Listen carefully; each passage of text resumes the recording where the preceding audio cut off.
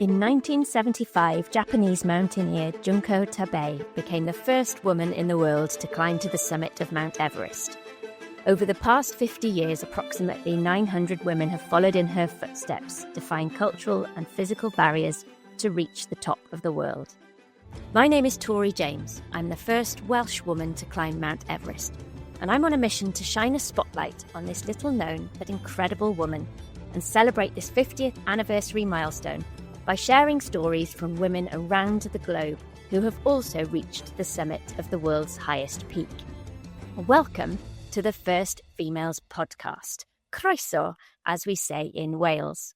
Today I am joined by Lydia Bradey from New Zealand, who in 1988 became the first woman to climb Everest without oxygen, aged 27. At that time, she was the 9th woman in the world to have reached the summit. Lydia is an IFMGA International Mountain and Ski guide who's guided numerous high-altitude expeditions. She has, in fact, climbed Everest 6 times. In 2019, she became the first woman to guide Everest from both the south and the north sides. Lydia's commitment to mountaineering was recognised in the New Zealand government's New Year's Honours. She was awarded the title of an Officer of the New Zealand Order of Merit for services to mountaineering. Lydia, welcome to the podcast. Thank you for joining me all the way from New Zealand. How are you today? Kia ora, Tori. I'm very well, thank you for having me on your podcast. Oh, kia ora. I have to start by saying I am just in awe of your mountaineering CV. When I was reading about you, I did think to myself, this woman must have spent more nights in a tent than in a bed. Well, not now, but certainly for a while. Yep. A lot of crawling around. Yeah. And just feeling for objects in the tent, needing to know exactly where everything is. So I'd love to know how you got into adventure and the outdoors and where you got that first taste.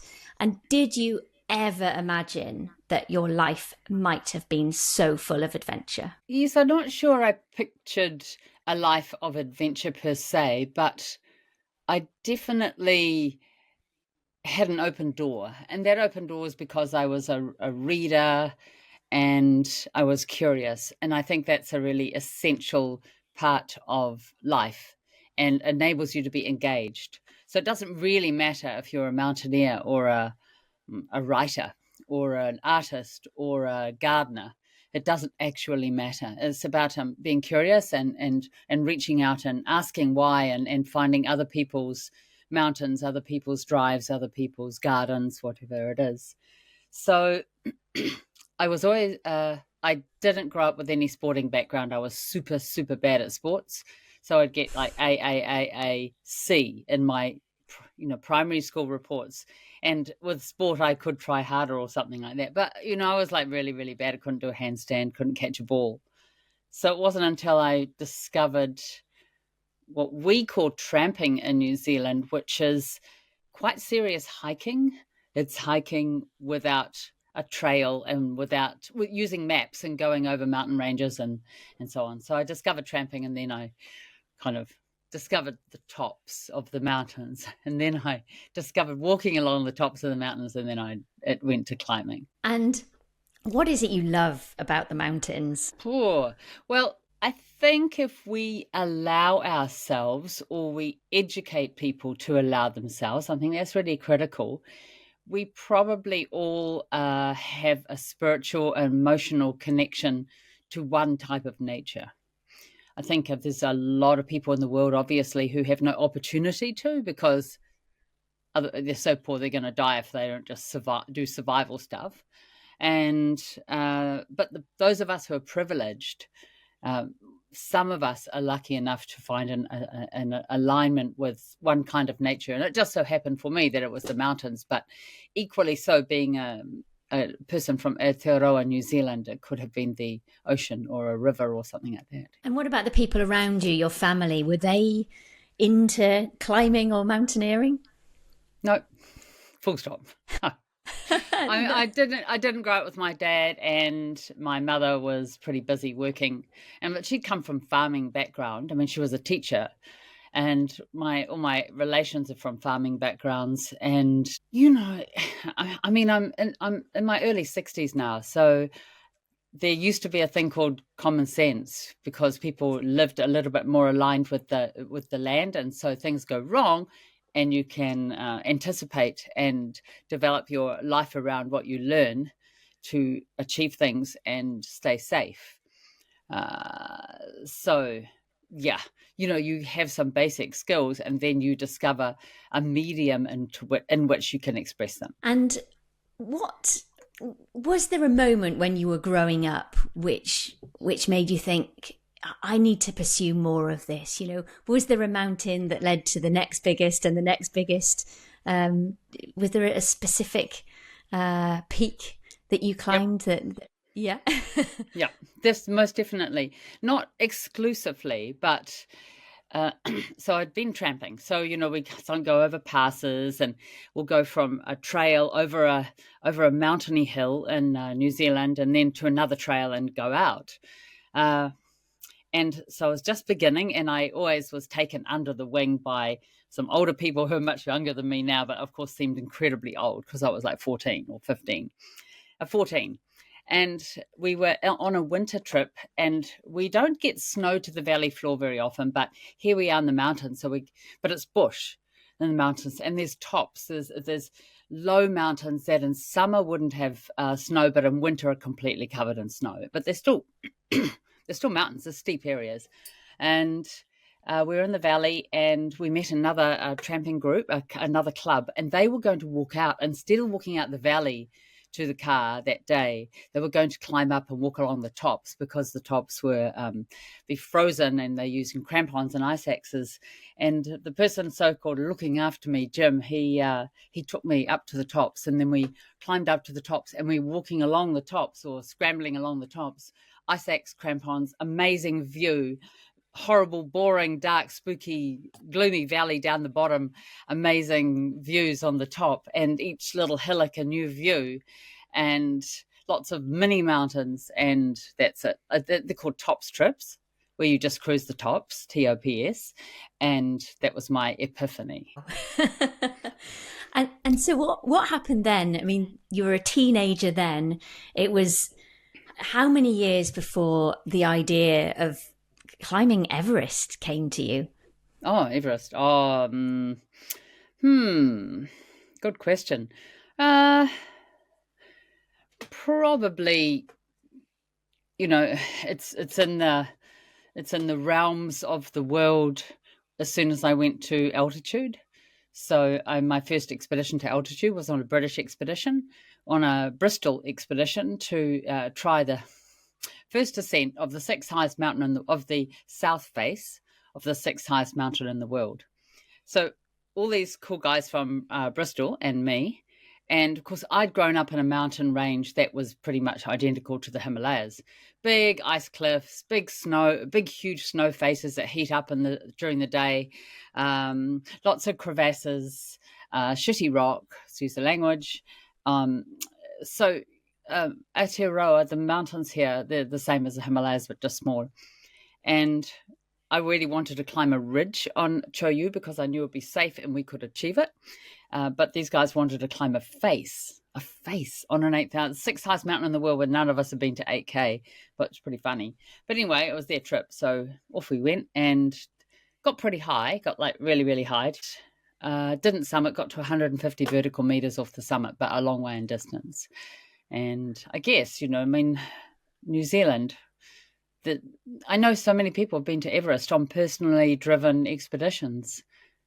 That it's so, in the old days, in the 80s and 70s, well, I wasn't climbing in the 70s, but, there's so many New Zealand expeditions went to the north side, 4 people, and got really, really high without oxygen.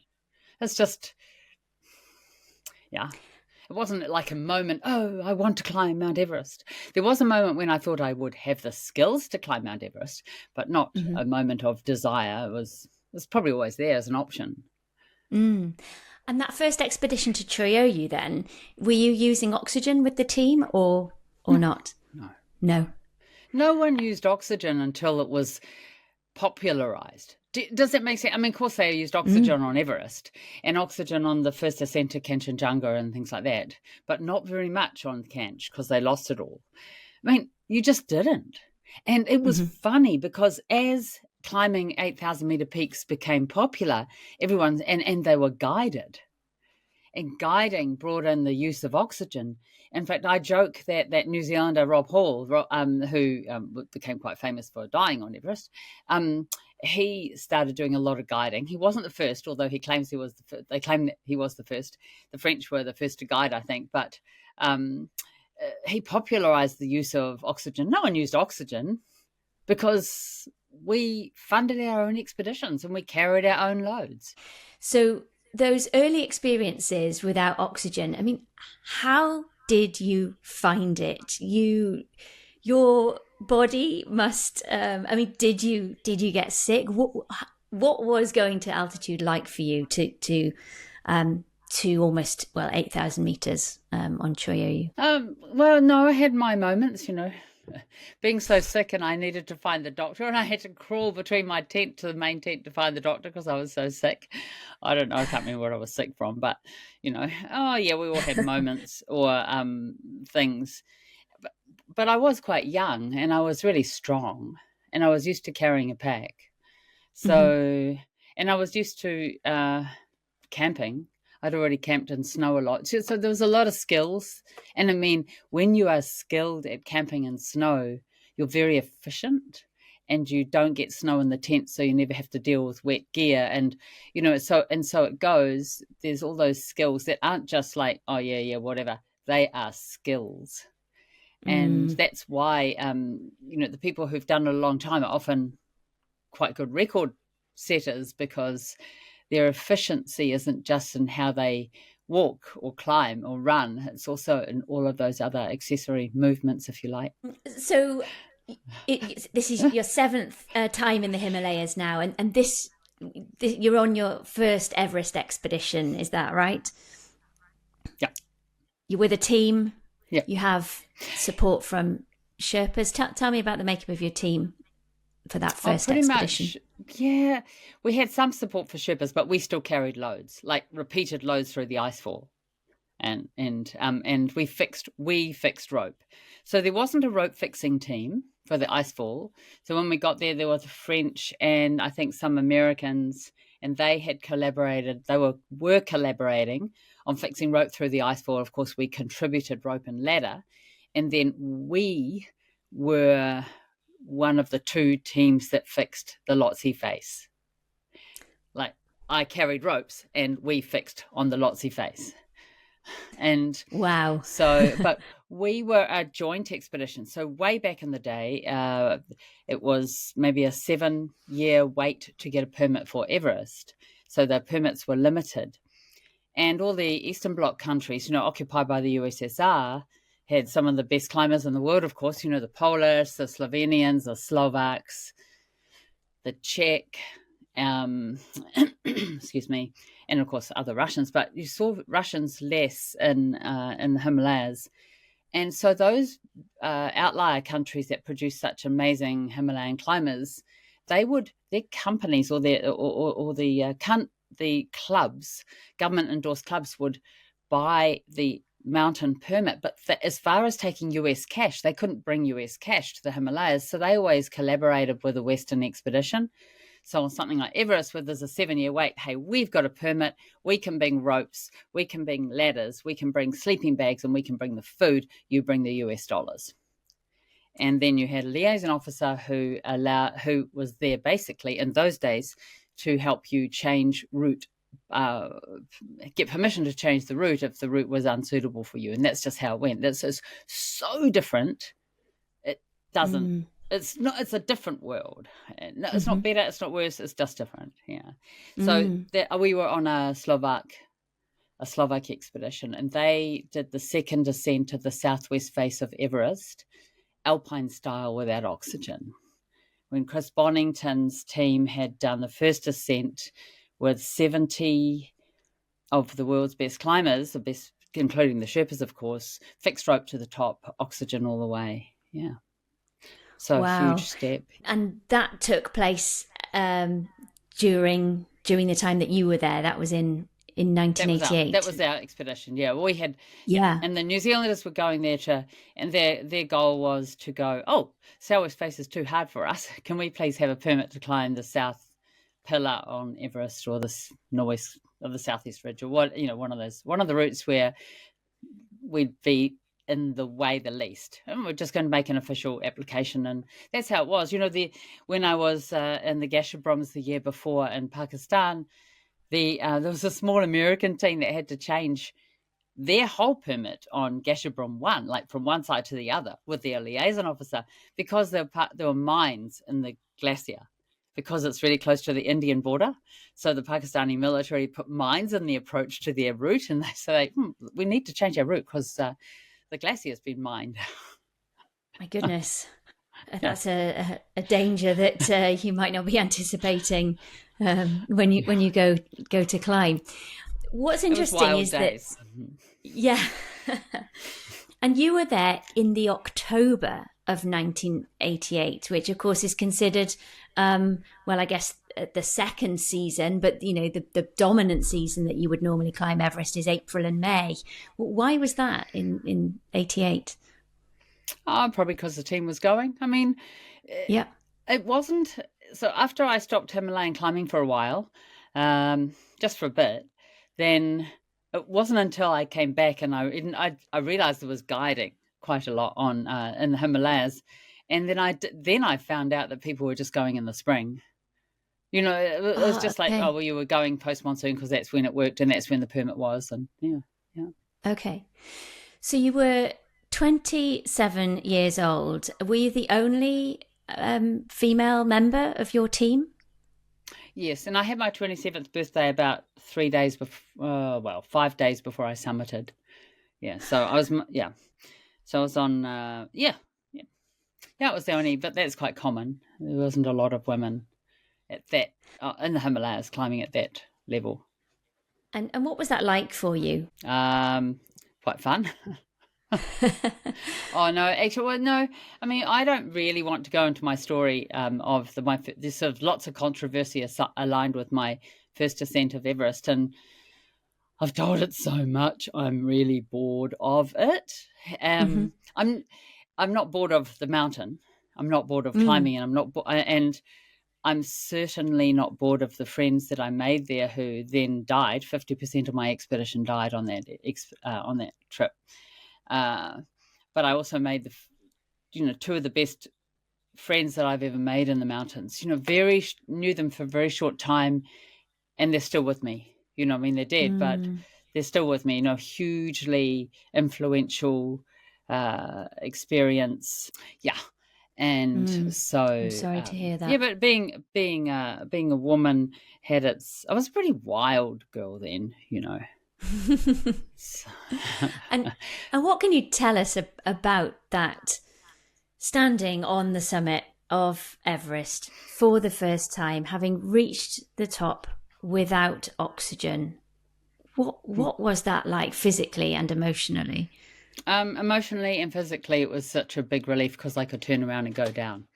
So especially, Bill, and you've done enough without oxygen, or even with oxygen, but without oxygen, there's kind of an imbalance of challenge in walking uphill and coming downhill. If you have some skills to move through the mountain terrain, so because that requires a bit of skill, especially climbing downhill, but it's so easy going downhill compared to going uphill. Going uphill at altitude is really, really, really hard. And then it's really, really easy breathing wise to go down. And of course, you've got difficult moments where you've got to climb and you've got to focus. And if you hold your breath, that's like a dumb move. You're holding breath as you down climb something. So I knew that I figured I had enough energy, if you like, to go from the south summit, which is 100 vertical meters from the south summit to the main summit. I knew that I could get up to the main summit. I knew that where I was standing on the south summit, this was on the way up, I could get down from the south summit. But I absolutely did not know if I could do that bit in between, get to the main summit and then get down from the main summit to the south summit and on. And that was a pretty close calculation, because once I got to the South Col, I was fried and I had some difficulty finding my tent. So I could easily have died there. I wouldn't have died on the summit as much as I would have died on the South Col in the dark. But I didn't. And yeah. And honestly, there were no ropes on the route from the South Col. Yeah. And so that's actually quite challenging. It's quite steep. Yes, the exposure.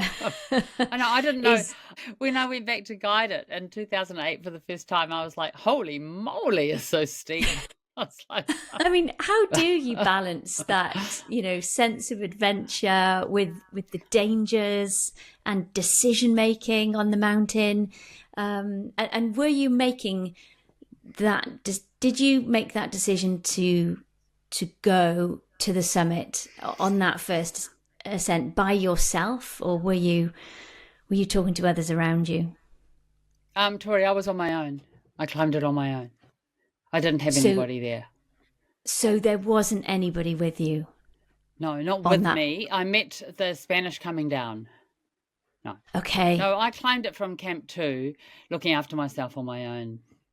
And as far as everything is decision making, every minute is decision making. There is nothing but decision making. So what you've got to do is keep making the right decisions, and that's what it is. It's not oh my goodness, oh, the view is so beautiful. On the way down, I had some moments of, this view is amazing, because the west face of Makalu was just blood red, and the sunset, and it was just like, oh, I want to go and climb Makalu. And honestly, I hadn't even gotten down off Everest. And no, but it's all decision making, everything. Yeah. I think, reflecting on some of my own expeditions, I've always been part of a team and had that comfort, I suppose, of being able to get other opinions. But wow, if you're on your own up there, that's huge. And then also, Tori, you know how those big Himalayan mountains, or even lower ones, they get cloudy in the afternoon, because that's what happens. The cloud comes in, it's not a storm, and then a little bit of light snow, but you get a bit of a whiteout where there are no ropes. So the biggest decision making of climbing Everest for me on summit day was not losing my way on the way down. You don't have any of those problems if you follow a rope. It doesn't it's not even there, and yet it's the whole key to survival. Because especially when you get to the balcony, you could just drop off at any point. You could go down the Canchel face, you could pop off down the South Pillar. I mean, it's and there's no distinctive terrain. There is a bit more now because of glacial ablation, but before it was just a big snow slopes in all directions with some rocky blobs. It's really making, I can feel what it would have been like to be there. I can feel that fear. Like I was there, obviously using fixed ropes, understanding that if I lost those or if something happened to those, I'd be in trouble. But they were there. Those were those guide rails that I was able to get back down safely. But yeah, I can feel feel the fear. I mean, how do you deal with fear? Is it present? Was it present in your climb? Is it still present in your climbs? How do you deal with fear? Well, sometimes it's a bit overwhelming. Like I probably get much more afraid of potential avalanche in the mountains, and I don't necessarily mean big slopes avalanching, because you can generally make some really big decisions about big slopes. But when you get a little apron of snow, say you've got to cross from one slope and around below a little rocky buttress to another slope, and there's a proud apron of snow that's not supported underneath, it's not overhanging, but it's not supported, and if that pops off, you're down. Those are the moments which I where I get a bit afraid, like, because the need to get to the other side, or the need to cross this 5 meter or 10 meter slope, for example, is very high, and it's only a small amount of risk, but the consequence is just as big.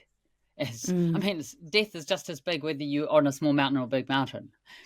So the fear doesn't get bigger the bigger the mountain is. The fear gets bigger the bigger the in relation to the consequence or the risk, and the skill is being able to decision make about that. And I've become much more interested in decision making than over the years, because I see that you gain some skills in some pocket of the world with decision making, and that kind of ripples on to the rest of your life. Yeah. But how do you deal with? No, I'm quite a scaredy cat. Serious. I know you'll laugh, but I'm quite a modest climber, and I'm a very average athlete. Serious. I'm just highly motivated, but I'm very, very average. You ask my friends, they'll all go, "Oh, going skiing with Lydia." Oh. That's true. But you're here. That is the main thing. So you came back from Everest in 1988. Was there an immediate need to go back? No, it was pretty full on. My ascent, as in. Oh, I'm so glad there wasn't social media in those days. No, it was a dark few years. Yeah. And so was that... I didn't, 50% of my expedition lost, 50% or 60% of another expedition lost, not the year before, but not one that I was on, but with people I'd gotten to be friends with, and pretty much #MeToo big time after Everest. That's the best way to describe it.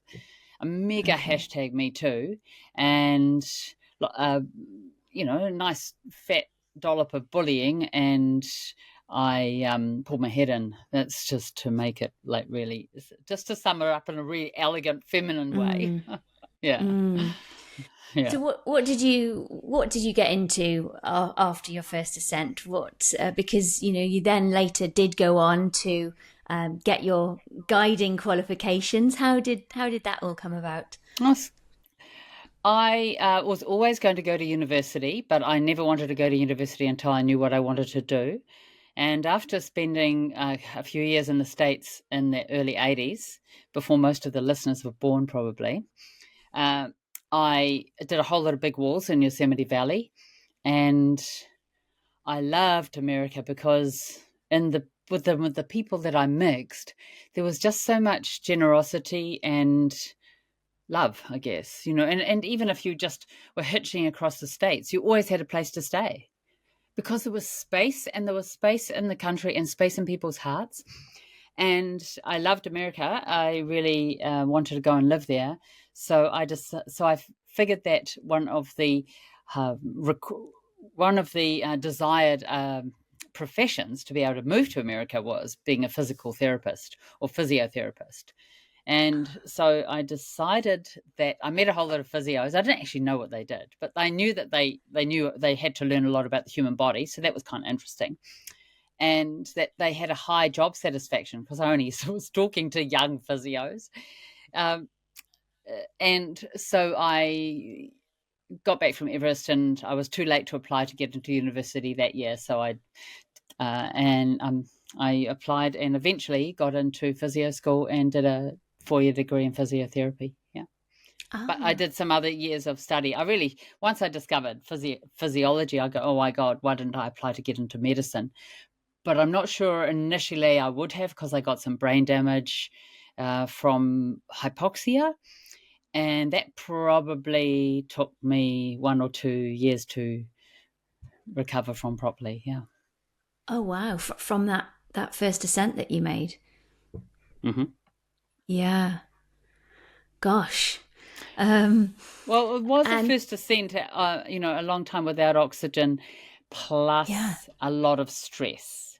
because as soon as I got to Camp 2, I knew my team on the Southwest Face were in trouble. When I got to base camp, I knew they'd died. And then I was polarized. Then I had the #MeToo thing going on from the other guys the New Zealanders, not the Slovaks. They were amazing, but the New Zealanders said that it wasn't possible that I'd summited Everest, and it was a worldwide deal. I mean, there was no internet, but there were phone calls from all over the world going, and newspaper articles, and so the stress of that, I'm sure it didn't really help with my recovery. But here I am now, alive and well. And having been guiding other people, to achieve their ambitions in the mountains all around the world over many years now. What was it like to become, an IFMGA guide is the highest guiding of qualification that you can get in the world. That I know is a journey in itself. What was it like for you to become an international mountain guide? That's a great question, Tori. And for some people, I think it wouldn't be so great because they just go, oh, yeah, well, it's part of the profession. But I have said I'm not that good at sports naturally. So for me, getting a degree, for example, was probably slightly easier than getting my IFMGA status. And in New Zealand, as in Canada, you can become like a climbing guide or a ski guide as part of the same courses, but you don't have to complete them all, and you don't become IFMGA, of course, but you can be a certified ski or climbing guide. So I sort of went down the climbing guide pathway. No way was I going to be doing skiing. Kind of like skiing was this big cloud of, something that I was very average doing. But I got persuaded to do my ski courses. And because my mountain skills were quite high, my skiing was okay, but my mountain skills were really good. So I did all right and passed. But I was really old when I finished my course. I might be the oldest woman to pass IFMGA in the world, but I don't need to put that on my CV. Well, you just got to keep ticking along. Oh, I'm in my 50s. So how did that happen? Brilliant. And you have now guided other people on Everest. I mean, what can you say about those other summits and other experiences on the mountain? Oh, honestly, Tori, it's my last 2 summits of Everest were epitomized several things. And one thing is that, yes, you do gain skills in highly specific areas. I mean, as you do if you are a vet, or as you do as you are an arborist, or as you do as you are a mountain guide. It's not a generic blob of guiding. It's that they all have their specialties. And the last 2 summit days were just absolutely, utterly incredible. So good. So on the first one, I was on the south side in 2018, and we'd had lots of people who were sick. In fact, there was a norovirus that just kept circulating in Everest Base Camp, and I always work for a high-end expedition. So most of the time I've been working for adventure consultants, which is really high-end, and then I worked for Alpenglow on the north side on my last time, and which means lots of oxygen and really good food. And so, and that keeps you strong, as you know this. And so the first time is I'd looked after sick people quite a lot. And then I got this norovirus at Camp 2 on Summit Push, and they held the whole trip, the whole summit day back one day because the weather was going to be slightly better the next day anyway. So we had 2 days at Camp 2, not 1. And some of the clients were like, we want to go. And then I was like vomiting nonstop in the tent. And then I was just like, I have to get better. And then all of a sudden I was better for the day we went to Camp 3. And then I looked after my co-guide, who was the leader. He wasn't that well. And then we just both pulled it together for summit day. And I took these 2 guys one of them was my friend, actually a friend from Australia. and they were really, really strong and fit. And for some reason, even though I had vomited for 2 days at Camp 2, by the time I got to South Col, I hadn't hardly eaten anything, but I was so motivated. I was really strong. And so we took off in the morning. It's super funny. I know this is probably digressing your podcast. Sorry, but I have to say this now. And we took off, and there's all these people ahead of us. And of course, I have 4 Sherps, and the ones I had, of course, they're very modern. They're young. They're carrying huge amounts of oxygen, really strong. But they were also, the 4 Sherpas I had were very quiet Sherpas and almost modern but traditional. So some are modern and as we all are, we're all different. And some are very humble and very kind of almost shy. And I had a whole bunch of shy ones, but they were very strong and very modern. And so they didn't say much, and you've got your oxygen mask on, you've got your hoodie on, and it's dark, and that's me walking up a rope with an ice axe. And we passed 74 people. And so we had, we could have 4 litres a minute of oxygen when we're passing, and we could turn it down when we're going slow. And so, but my 2 clients were really strong and fit, and I was really strong and fit too. And we passed everybody, and the clients didn't really realize it. They probably vaguely realized that maybe we were at the front of the line, but they didn't realize that it was only like 11:45 or something, and we were approaching the balcony. And by the time we got to the balcony, and the Sherps were like looking around, they weren't saying anything. I could see them, and they were change. That's where you change some oxygen bottles, or in the lingo, you can change the O's.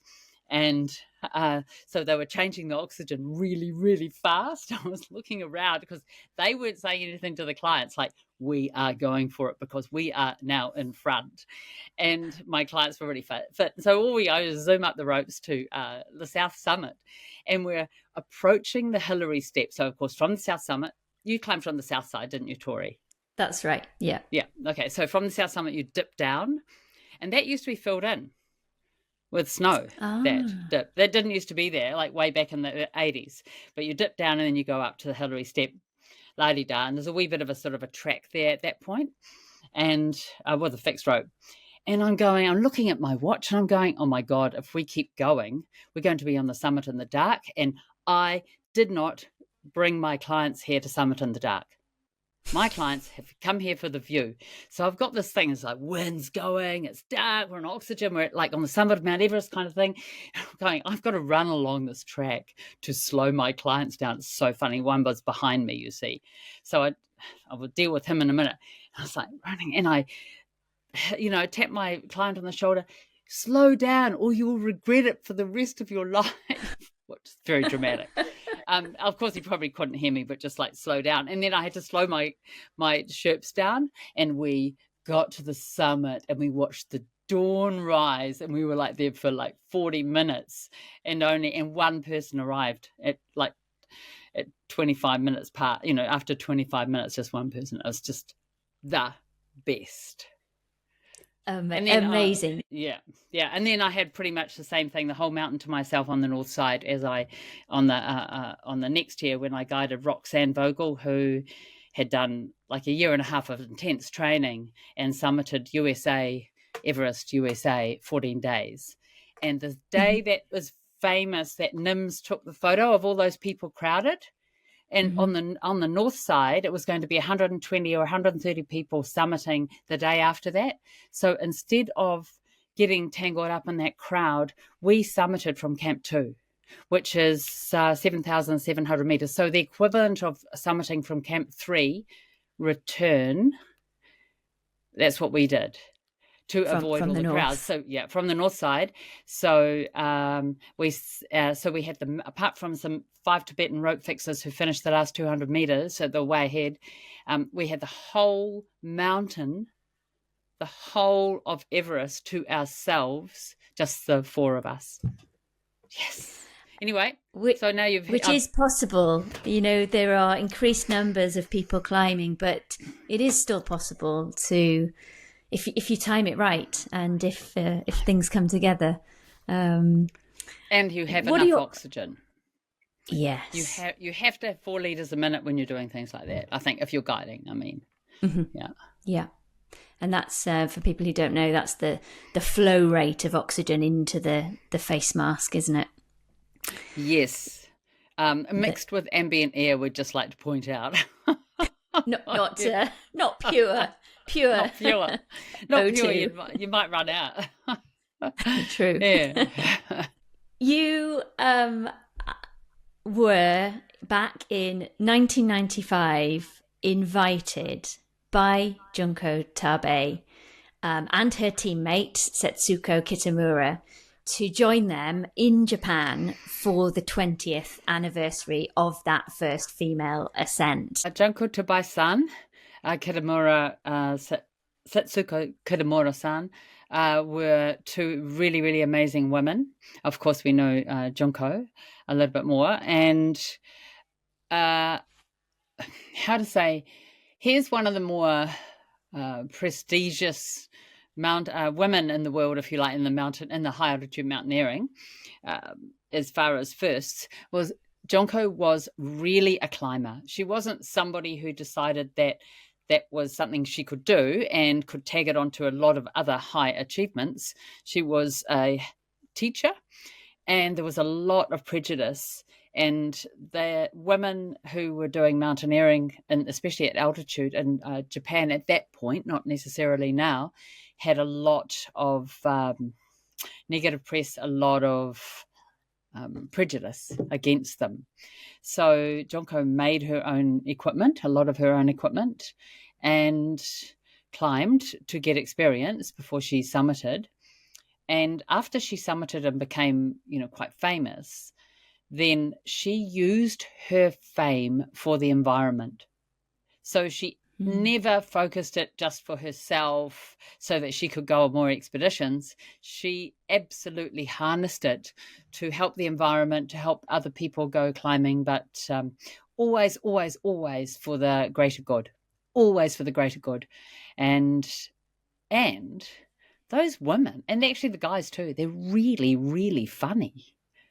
They're really funny. They're like way funnier than us. They are just so funny. And so their friendships were strong, funny, achieving friendships. And as women, we don't often, nowadays more, but in the past, you'd kind of celebrate the male, the males, their bromance, the two guys that go off, they either go to war or they go hunting or they go and have an adventure sailing across the ocean, or they go do something together, and that's sort of celebrated in society. And the women's thing is just it has not got such good status. Those women had relationships that climbed the highest mountains in the world, way before we were aware of them, with strength and with so much humor. Yeah, so she was an absolute rock star. Honestly, she was a goddess, and nobody better could have become the first woman to climb Everest. That's a really lovely thing to say. And what did you all do in Japan? Because you were there with other Everest summiteers, other women from around the world who had climbed by that point? Yes, so just to get into perspective, the so if we graphed it, the shape of women climbing Everest, the meeting was in 1995 in, I don't know, June or July, something like that, wasn't it? July or something. So it was after the pre-monsoon or the spring Everest season, and Everest was beginning to be guided. So more than 50%, no, something like 70% or 60% of all the women who'd summited Everest had, or maybe it was 2/3, had summited in the 94 and 95 season. So Junko and Kitamura invited all of the women who'd ever summited Everest at that point, and about maybe half or 2/3 came, and we spent 10 days there. And that's when I met Rebecca Stevens, the first British woman to climb Everest. Gosh, and she's funny. And by about day 4, I didn't stop laughing. And also I was hanging out with Jeanette Harrison, who was the first woman to climb the Kanchenjunga, the third highest mountain in the world, and she was British. And she was a rock star. And I was on her first expedition because we were the last expedition to ever be on Bhutan's highest mountain in 1987. 86, 86, 87, can't remember. And now the mountain, I think it's one of the highest unclimbed mountains in the world. And so Jeanette was on that. That was her first Himalayan expedition, and she was awesome. She ate a lot of rice. She's a big rice eater, that girl. And so the three of us, four of us, Rebecca Stevens, Lydia Bradey, Jeanette Harrison, and then Liz Hawley, the famous Reuters correspondent who recently passed away in Kathmandu. The four of us would share those sort of posh Japanese hotel bedrooms, and I didn't stop laughing. I'm not hysteria of laughter for like days. That's my trip to Japan. Yeah. I love that is your memory of getting together with these women. And of course, it was Liz Hawley who kept the record, the Himalayan database record, which is still in existence, still being updated, which details all of the ascents, not just of Everest, but of the highest Himalayan peaks. And she was really recognized as being the key figure, wasn't she, in well, not just documenting, but asking people about their ascents at the same time, I believe. Yes, yeah. Do you think that women operate differently in extreme environments? Oh, I think you could say yes if they come from the same background as the men that they're being compared with, or with whom they're being compared. So, you have a lot of people who are stepping into the world with relatively little experience. And I have no judgment on that.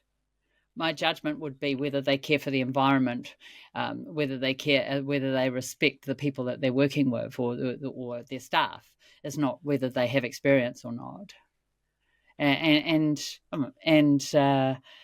But physiologically, I personally think women tend to acclimatize quite slowly. Men can end up acclimatizing a lot faster, but it's so much to do with how you look after yourself. So much. Personal admin, personal hygiene. Great.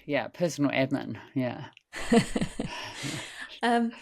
You have been able to get an insight into what women around the world are doing in mountaineering at the moment. I know you were recently asked to be a judge for the Steel Angels Award. Can you tell me just a little bit about that and really what women are doing today, or even what some of the ambitions are of women that maybe you work with and that you meet? What do you see women doing in the mountains around the world at the moment? The standard of alpinism by women in the mountains in the world at the moment is just so high, I probably can't even comprehend it. I can judge it maybe. And it was such an incredible honor to be invited to be part of the Steel Angel Award. This year's award, or last year's award, was the first one to be open to people from all of the countries in the world, and a Slovenian team won it. And then, some Spanish team got like really, really close, placed really high, as well as a Russian team. And it isn't endorsed by the Federation. It's not manipulated by the Federation, by the way. So that was a big question for me because of what's going on in Ukraine, of course. And prior to that, I was involved in judging on the Grit and Rock Award, which isn't for climbs that have been done, but it's an award or a grant for climbs that may be done. And this is beginning to be a little bit aligned. It's off the side of the Pile d'Or. It's not at all directly aligned to the Pile d'Or, but the driving force and the creator is Marsha Gordon, who is Russia, has lived for 20-something years in the UK and the last 10 years in France, so is very much a polyglot. And she created this because she wanted to bring up the awareness and encourage more hardcore and highly technical alpinism from women. So the standards of climbing, these people are These women are climbing multi-day remote ascents where quite a few of the pitches are overhanging. Mm-hmm.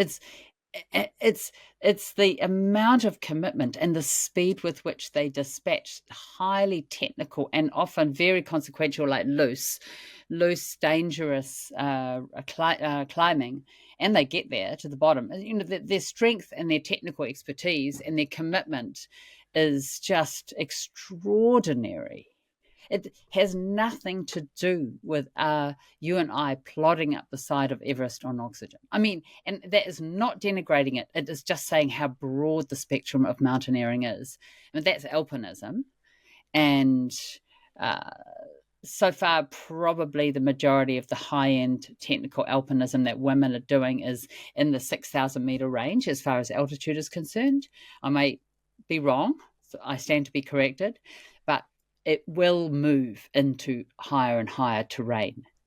But then on the other hand, we are physiologically a bit different from men, and there's a whole lot of physiology that we're quite different from, and men can be quite strong. I mean, women can be really, really strong, but you look at who wins the Pile d'Or, it's mostly men at the moment, mostly. Mm. Talking about strength and resilience, what does resilience in the mountains mean to you? Resilience probably means the ability to, for me, I mean, obviously, the ability to just keep going. And that's not at the front end. I probably would think of motivation and skill and fitness and all those things pushing the front end, because over all of it for me is decision making. But resilience is just that. Here's resilience: doing a really big day on the mountains, getting back and getting the snow and melting the snow and making sure that you drink. Now, I've been on a 8,000 meter peak with people I know, and there was one tent where there were other women in it, and I was so amazed that tent, they had something. One of them was a 28-hour day from high camp to the summit and back. There's no oxygen, and nobody melted any snow that night. And in my whole life, I've never. I mean, that doesn't come into it. That's what you do. That's how you stay alive. That's what resilience is. So it's the background stuff. It's keeping fit. It's looking after yourself.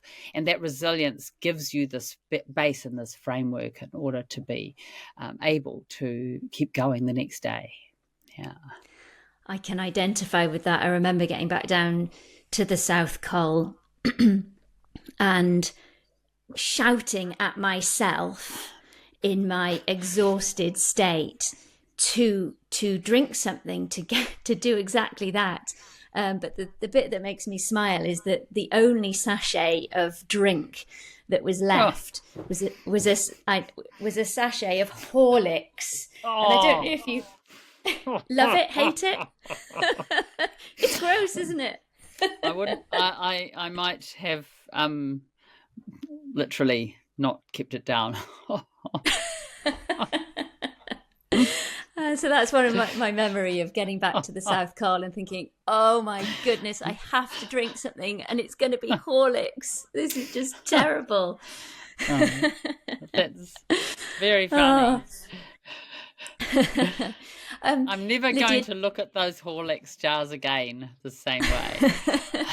Too much. Lydia, have you got any advice for women that want to get into climbing and mountaineering, where to start and why to do it? Why should they go to the mountains? If you go to the mountains, if you go to the ocean, if you go to the desert, if you go to the forest, you go to big nature. And you learn a whole lot about yourself. and you become a much stronger person. You're not necessarily physically, you might be, because some of us are getting old, and you're never too old to start doing something, but you gain a resilience. You grow.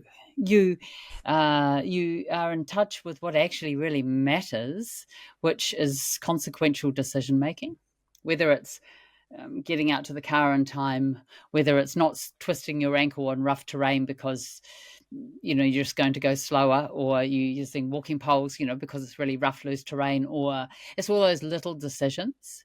And there becomes a craft and an elegance to your life because you're making really good, elegant decisions about small things that could or could not be consequential. So I think that's one of the things. And as far as you gain, you gain strength and independence, but also you gain experiences that will never ever go away. Pretty much, go light. And for women, just go light. Buy light equipment. We weigh less. It does make a difference. Yeah, it does make a difference. I remember getting my first 3/4 length sleeping bag and thinking, this is brilliant. I haven't got to carry that extra 2 feet at the end that I don't need. Oh my goodness. Dan, what do you use now, Tori? Do you use a 3/4 or a big fluffy one? No, now I've got giant ones. I got this 3/4 length one when I was 18 years old, and I went on an expedition with British Exploring, and it existed back then, but now I don't seem to find them anywhere. I need to say, campaign, bring back the 3/4 length sleeping bags. I think on your 3/4 length sleeping bag theme, what is really popular now are things like down shorts or down skirts, or prima skirts and things like that, because they keep the femoral arteries warm. So you're not keeping the legs warm, you're keeping the blood warm. Yeah. So that's what I say to my clients. You're not actually, don't worry. I know I'm not worried about your legs getting cold, but your feet will get cold and your hands will get cold if you don't keep your blood warm. And so they're really good, those sorts of things. Yeah, I don't own one of those skirts. Maybe I need to try one out, one of those down skirts. You've reminded me. I'll put it on my shopping list. Thank you. Lydia, I know that you are not hanging up your mountaineering boots or skis or anything at the moment. So just tell us what's next for you, and what are you doing at the moment? In November, I had a knee replacement, and so as we speak, I'm recovering from that, and I've just turned a corner. So I'm looking forward. I'm really excited. Yeah. So I have plans to go back hopefully guiding in Ladakh in August to a 7,000 meter peak, and if anyone wants to join me. Superb. So wow, there's an invitation. Oh, so I've only been there once. It's such an amazing country, and such a privilege to go and visit such an incredibly beautiful place. I guess plod along. I love the mountains. Yeah. Fabulous. And how can people follow you if they do want to know more about what you're up to and keep in touch? Oh, thank you. I have an Instagram page and I share that to Facebook. So at the moment, because I'm recovering from surgery, my posting at Lydia Bradey with my Brady has got an EY because it's some Irish ancestor couldn't spell. So Bradey, Lydia Bradey. And so my posting isn't very alpine related, but it will return to the mountains. And that's an easy way to get hold of me. Thank you. Excellent. Well, we'll make sure we share that in the show notes. And you have, of course, written a book where people can read more about your worldwide experiences. Do you want to say just a little about that? Yeah, so the book is called Going Up is Easy. And my girlfriend helped me write it. So if she was a ghostwriter, but she's not too ghostly. She does write in the book herself in first person, and at my request. And that came out in 2015, 2014, 2015. So time has changed. I've done a lot of my Everest guiding since then. It's been translated into French, and the French put an essay that I wrote after 2019, which bookends it very well. But people kept pestering, when's the next book? And Lydia, you should write. And I might get round to it one day, just little stories, because you and I and our friends and the people we meet, they're little moments of experience, aren't they? They are what we treasure.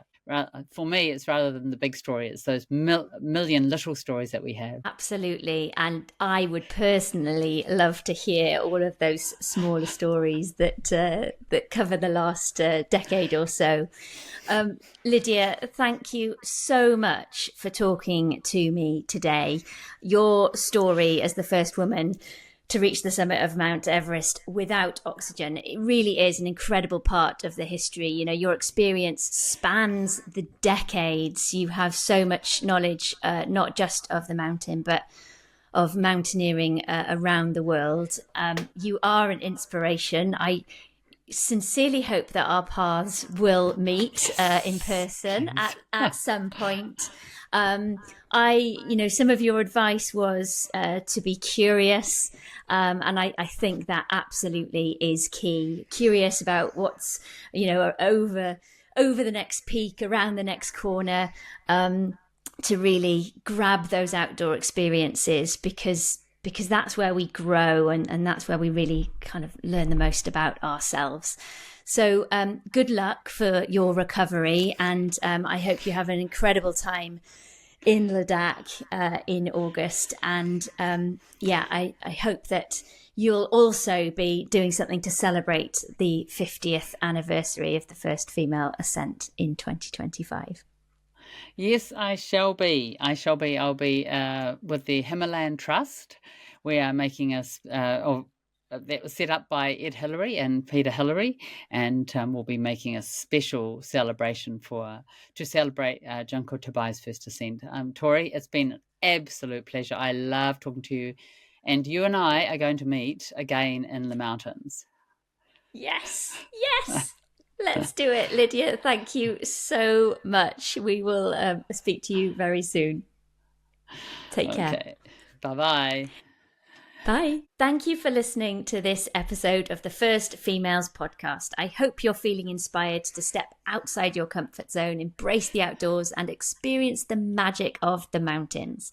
If so, then why not celebrate this 50th anniversary by organising an adventure of your own?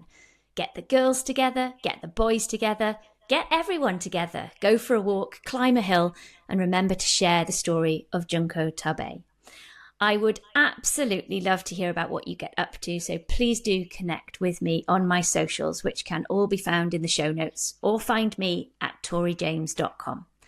To finish, I'd like to say a huge thank you to Hugh James and Bethan Lee for all their help, expertise, and support in bringing this podcast to you. Until next time, let's honour the courage and determination of Junko and the women who have climbed before us. Dream big, climb high, Hwyl fawr, goodbye.